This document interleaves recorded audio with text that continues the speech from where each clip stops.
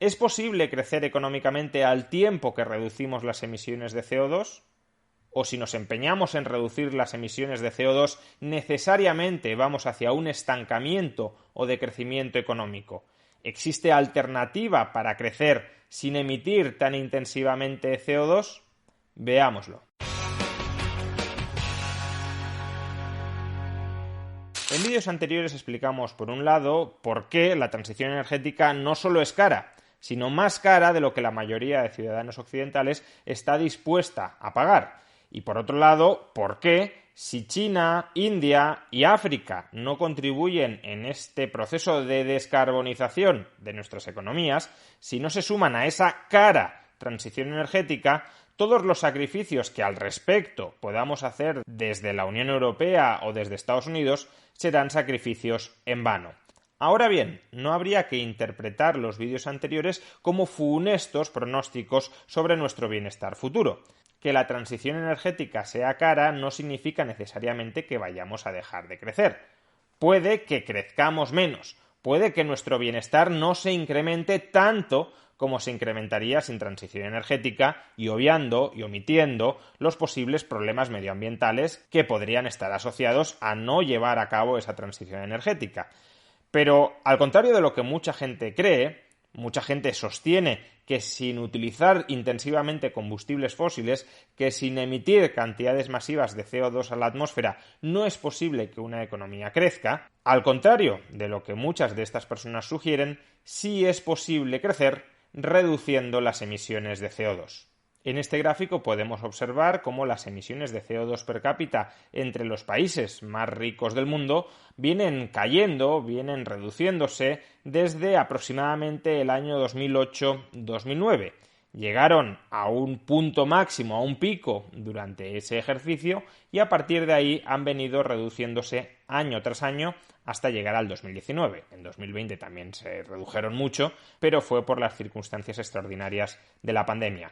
Lo vemos en el caso de Australia, de Estados Unidos, de Canadá, pero también de Japón, de la Unión Europea o de Reino Unido, que es de todos estos países o bloques económicos el que tiene una emisión de CO2 per cápita más baja. Hay que decir de todas formas que España, si la extractáramos de la Unión Europea, también tiene unas emisiones de CO2 per cápita como las de Reino Unido. Bien, pero es posible que este gráfico no termine de ser muy persuasivo para todas las personas, por dos razones. La primera es que muchos países entraron en crisis, en una profunda crisis económica, a partir del año 2007-2008.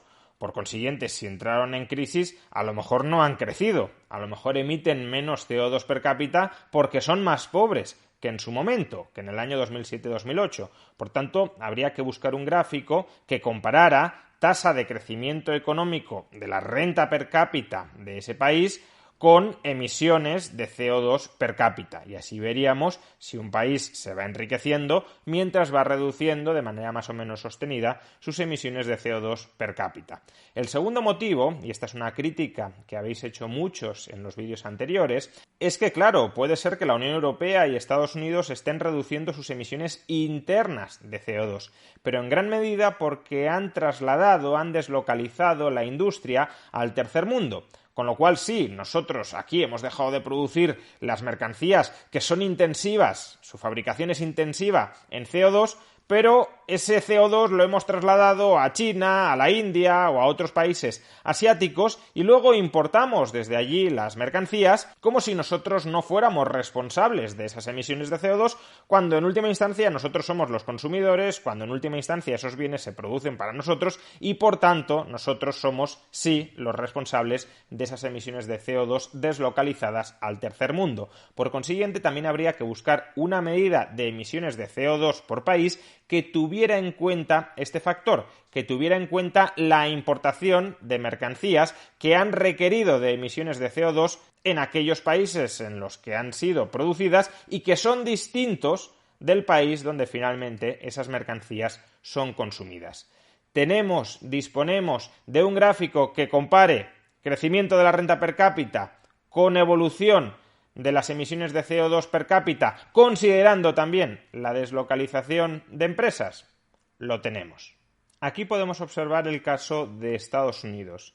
desde el año 1990, su renta per cápita real, descontando la inflación, ha aumentado en un 50%, si no tuviéramos en cuenta el año 2020, alrededor de un 55-60%, y en cambio sus emisiones de CO2 hasta el año 2019 se han reducido cerca de un 20% si consideramos las emisiones internas de CO2 y en torno a un 10% si tenemos en cuenta la importación de mercancías que han requerido en sus países de origen de emisión de CO2. Por tanto, más de un 50% de aumento de la renta per cápita, reduciendo un 10% las emisiones de CO2. Eso además, y quiero insistir en ello, en un país que hasta el momento no había adoptado políticas estatales especialmente dirigistas para reducir las emisiones de CO2.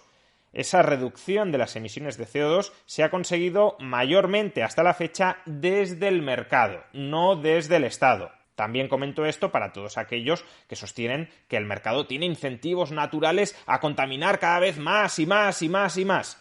Eso puede ser así en algunos contextos, especialmente allí donde no hay una correcta definición de derechos de propiedad, pero desde luego no hay ninguna inevitabilidad a que el mercado contamine más o en este caso emita más CO2.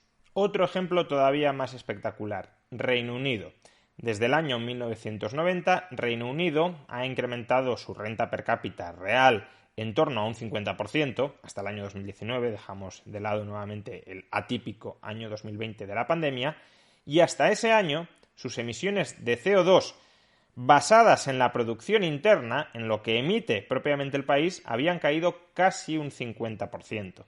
Pero es que, aun cuando contabilicemos los bienes que Reino Unido está importando y que han requerido de la emisión de CO2 fuera de sus fronteras, el consumo real de CO2 de Reino Unido se ha reducido en más de un 30% frente al año 1990.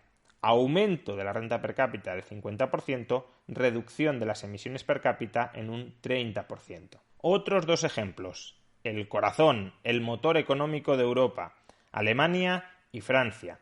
En el año 2019 Alemania tenía una renta per cápita real un 45% superior a la de 1990 y tanto su consumo de CO2 como su producción de CO2 per cápita habían caído hasta ese año más de un 30%. 45% de incremento de renta per cápita, caída de CO2 producido o consumido. Alemania es un país netamente exportador y especialmente industrial, pero bueno, en cualquier caso, producido o consumido, caída de más del 30%. En Francia el aumento de la renta per cápita no es tan intenso, de en torno al 35%, pero aún así tenemos caídas del consumo o de la producción de CO2, como lo queramos medir, superiores al 20%. Y bueno, a modo de curiosidad podemos comentar el caso de España, aunque no es especialmente relevante en el panorama internacional, cuya renta per cápita real en el año 2019, antes de la pandemia, era un 45% superior a la de 1990 y su consumo y producción de CO2, en este caso iban mucho de la mano, había caído en torno a un 8%, el consumo y producción per cápita habían caído en torno a un 8% con respecto al año 1990. Podríamos seguir enumerando países y encontraríamos otros países ricos cuyas emisiones de CO2 per cápita sí han aumentado con respecto al año 1990, por ejemplo Japón, Taiwán o Corea del Sur. Son países que han incrementado mucho más su renta per cápita de lo que han aumentado sus emisiones de CO2 per cápita, pero aún así sus emisiones de CO2 per cápita también lo han hecho. Ahora bien, en lugar de centrarme en estos países ricos que han aumentado sus emisiones de CO2 per cápita y que tienen una importancia relativa dentro del panorama internacional, prefiero hablar brevemente del gran reto que va a suponer reducir las emisiones globales de CO2 por la presencia de otros países que también han crecido y no han reducido ni han aumentado poco sus emisiones de CO2. Como ya comenté en un vídeo anterior, me estoy refiriendo a China, a India y en gran medida a muchos países africanos. Aquí tenemos el caso de China. Su renta per cápita real con respecto al año 1990 ha aumentado más de un 1000%. Y en consecuencia, sus emisiones de CO2 per cápita, ya lo midamos desde el ámbito de la producción o del consumo, se han incrementado en un 250%. Es verdad que han sido relativamente eficientes a la hora de crecer, han crecido mucho más de lo que han incrementado sus emisiones per cápita, pero aún así sus emisiones per cápita han aumentado mucho y como China está altamente poblada, que las emisiones per cápita crezcan mucho significa que sus emisiones totales se han disparado.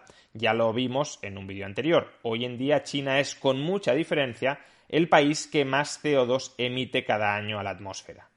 Más preocupante, sin embargo, puede ser el caso de la India. Fijémonos en el gráfico. La India ha crecido bastante menos que China desde el año 1990, en parte porque comenzaron sus reformas de manera más tardía. China las empezó a finales de los 70 e India las empezó a principios de los 90. Y aparte ha habido un problema de desindustrialización prematura porque básicamente el mundo ya ha llegado a su pico de industrialización y por tanto los países que han llegado más tarde a la industrialización son países que como la India no van a poder industrializarse tanto como lo hizo China y por tanto su ritmo de desarrollo inicial va a ser menor. Pero dejando de lado este comentario, fijémonos. El PIB per cápita de la India ha crecido en torno a un 250-260% con respecto a 1990 y sus emisiones de CO2 per cápita han aumentado entre un 150 o un 200% según las midamos desde el ámbito de la producción o del consumo. Es decir, que prácticamente por cada punto porcentual en el que aumentan su renta per cápita, las emisiones de CO2 no es que aumenten un punto, pero sí medio punto o 0,75 puntos. Eso significa que India tiene un crecimiento muy intensivo en emisión de CO2. Y si no cambia esto y la India quiere seguir creciendo, como es previsible que su población quiera seguir creciendo, pues entonces eso nos aboca a un aumento disparatado de las emisiones de CO2 per cápita en la India, que al ser de nuevo un país altamente poblado, dispararían las emisiones totales de CO2 en el conjunto del planeta. Pero fijémonos en 3 países africanos, Egipto, Sudán y Nigeria. En el caso de Egipto, como podemos comprobar, hasta el año 2019 su renta per cápita había aumentado en torno a un 85-90%. Y su producción de CO2 per cápita o su consumo de CO2 per cápita había aumentado también en un 90, en un 80%. Por tanto, por cada punto de incremento de la renta per cápita real, un punto más o menos de incremento de su producción o consumo de CO2. Una tendencia parecida se observa en Sudán. En Sudán, hasta el año 2019, su renta per cápita había aumentado algo más de un 150% con respecto al año 1990. Y sus emisiones de CO2 basadas en la producción habían aumentado alrededor del 125%. Pero es que el peor caso es Nigeria, que además es el país más poblado de África. Fijémonos, su renta per cápita hasta el año 2019 había crecido alrededor de un 50% y sus emisiones de CO2, medidas desde el lado del consumo o desde el lado de la producción, habían aumentado alrededor de un 70%. Es tan ineficiente en términos de emisiones de CO2 el crecimiento económico de Nigeria que necesitan incrementar las emisiones de CO2 sobreproporcionalmente al crecimiento de la renta per cápita para crecer. Y solo un gráfico más para que algunos no me digáis has hecho trampas porque las mediciones de CO2 desde el lado del consumo seguro que son engañosas, seguro que están manipuladas para que a los países occidentales se les impute menos CO2 del que realmente son responsables. Bueno, pues miremos cómo ha evolucionado la renta per cápita mundial y las emisiones mundiales de CO2. Ahí no hay ni trampa ni cartón en cómo se distribuyen esas emisiones porque es una economía cerrada. Como podemos observar, la renta per cápita mundial desde el año 1990 se ha incrementado en un 75% y las emisiones mundiales per cápita de CO2 han aumentado un 10%. Es decir, que la renta per cápita ha crecido mucho más de lo que han aumentado las emisiones de CO2 per cápita. Si hubiésemos crecido algo menos, las emisiones de CO2 per cápita no tendrían por qué haber crecido. Por consiguiente, sí hay margen para crecer sin incrementar las emisiones de CO2. Ahora bien, algunas cautelas con respecto a estos resultados. Primero, y como ya explicamos en un vídeo anterior, los costes, en términos de renta per cápita, de descarbonizar nuestras economías se incrementan sobreproporcionalmente. Es decir, que es relativamente fácil reducir las emisiones de CO2 per cápita en un determinado porcentaje, que puede ser el 20, el 30, el 40 o el 50%, pero a partir de ahí, cuando ya toca descarbonizar partes de la economía para las cuales no disponemos todavía de una tecnología suficientemente eficiente como para prescindir de los combustibles fósiles, ahí los costes sí se disparan. Por tanto, no es del todo cierto que podamos seguir creciendo indefinidamente sin nuevas tecnologías que reemplacen a los combustibles fósiles. Y en segundo lugar, segunda cautela, precisamente por esto, las economías más pobres, en los estadios iniciales de su desarrollo, es muy complicado que consigan crecer sin incrementar de manera muy importante sus emisiones de CO2 per cápita. Solo es cuando ya han alcanzado un determinado nivel de desarrollo cuando la producción adicional de bienes y servicios, muchos de los cuales pueden ser bienes y servicios incluso virtuales, que no requieran de un fuerte componente energético, solo es en esos estadios más avanzados de desarrollo, que ya hemos superado en Occidente, que China también ha superado, cuando se puede seguir creciendo sin aumentar tanto las emisiones de CO2. Por consiguiente, sigue habiendo un reto muy importante en el conjunto del planeta, porque conforme las economías más pobres salgan de la pobreza, y es deseable que así sea, va a ser muy complicado sin mejores tecnologías que esas economías no emitan mucho más CO2. Y por consiguiente, el esfuerzo que podemos estar haciendo desde Occidente para reprimir nuestro crecimiento potencial reduciendo nuestras emisiones de CO2 se puede ver totalmente contrarrestado por las emisiones de CO2 vinculadas de manera más o menos inevitable con esos otros países en vías de desarrollo que están empezando a crecer en un comienzo de manera muy intensiva en forma de emisiones de CO2.